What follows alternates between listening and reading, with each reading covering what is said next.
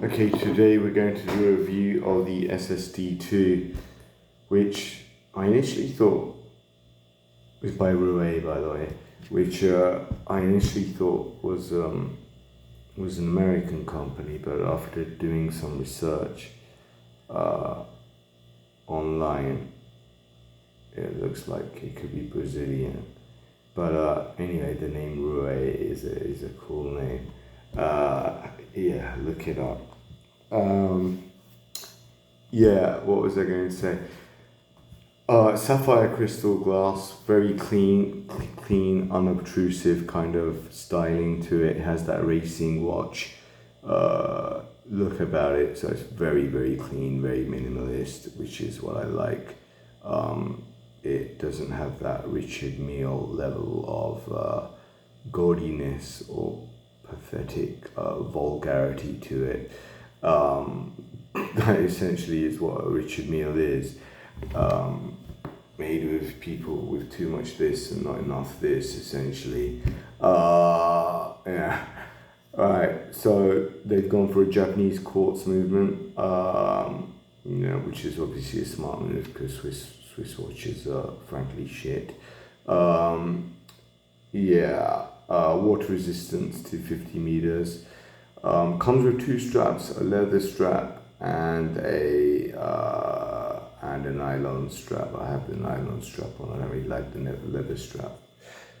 It's just, for me, it doesn't feel as comfortable. I don't like the look of the leather strap.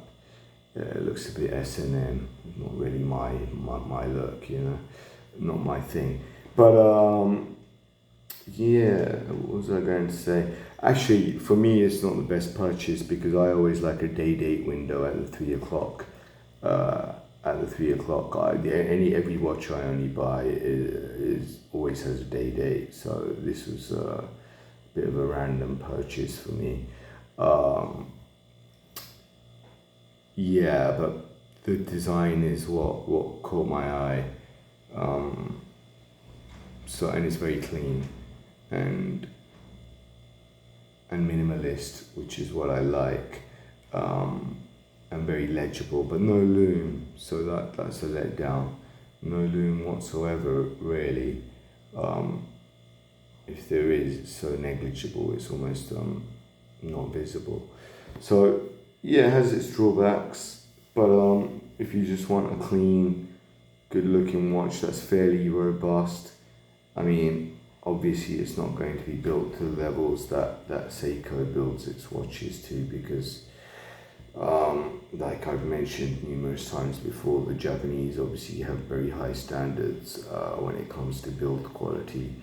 And my philosophy is, if you're going to build something, then build it properly or don't bother building it at all, basically. Don't even bother. So yeah, it's alright. Would I take it swimming? Probably not. I'm pretty sure it's not made that well, but it's made fairly well. I mean, sapphire crystal glass is a good touch. Like I said, Japanese movement.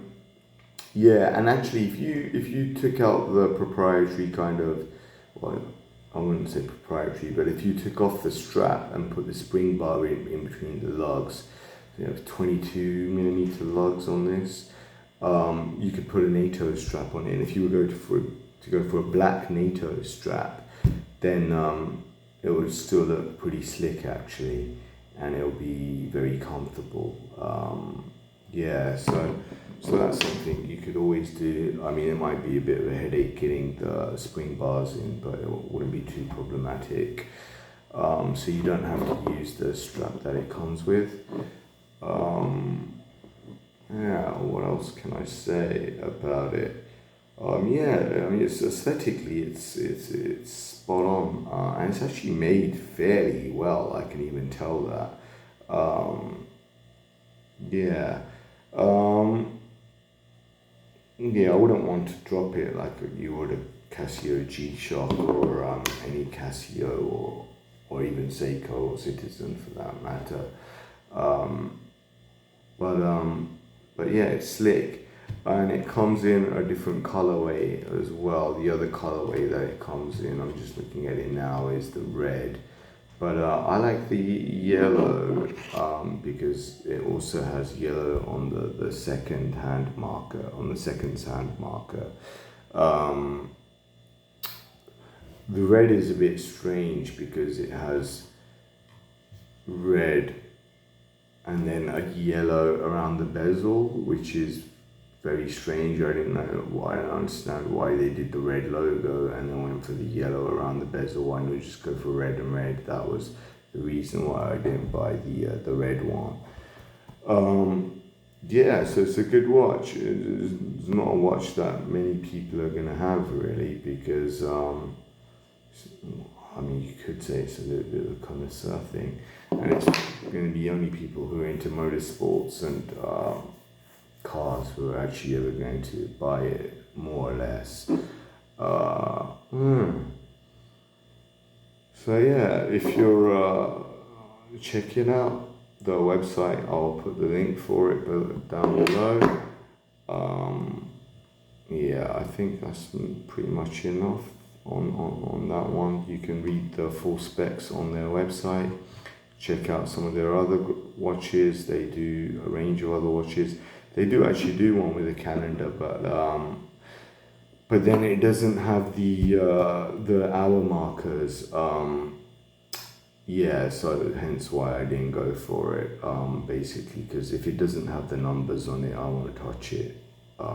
I know that's not a big problem for most people, but for me, that's a must. So it's a personal preference that I have.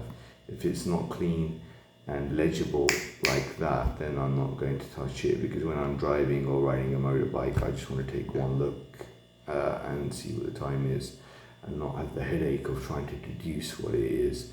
Well, on a Richard Mille, you can't even tell what time it is. It's just made for buffoons. So yeah, if the designers of Richard Mille are listening to this, yeah, I would like to say that your watches are terrible and just made for idiots, basically. Alright, that'll do for now.